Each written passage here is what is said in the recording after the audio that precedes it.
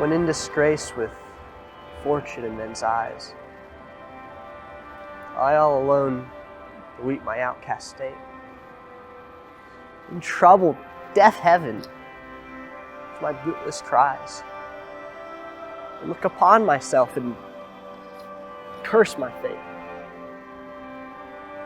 wishing me like to one more rich in hope, featured like him with friends possessed, desiring this man's art and that man's scope, with what I most enjoy, contented least. But in these thoughts myself almost despising,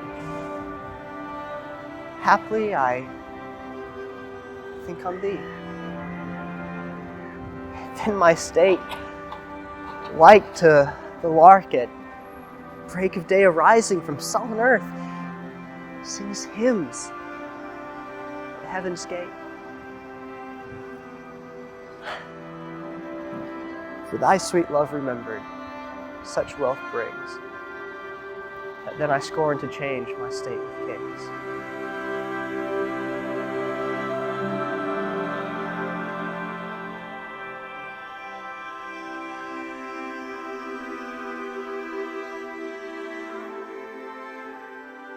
In disgrace with fortune in men's eyes. This sonnet is fairly straightforward. There's honestly not a ton to unpack here, but we'll just go line by line, give a little bit of an analysis. So it starts, when in disgrace with fortune in men's eyes.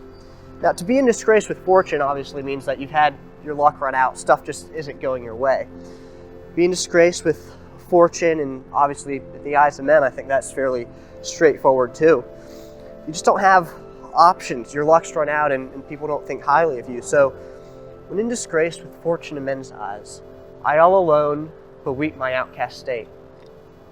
Again, that one's pretty obvious too. In troubled, deaf heaven with bootless cries, bootless here meaning useless, and look upon myself and curse my fate. Straightforward. Wishing me like to one more rich in hope, someone who has more options, more opportunities at their disposal, who has things to be hopeful for. Stuff is going well for them. Featured like him. In some ways, actually looking. You could imagine someone looking on Instagram. Featured like him, I want to be that. Like him with friends possessed. Desiring this man's art, his skill, and that man's scope.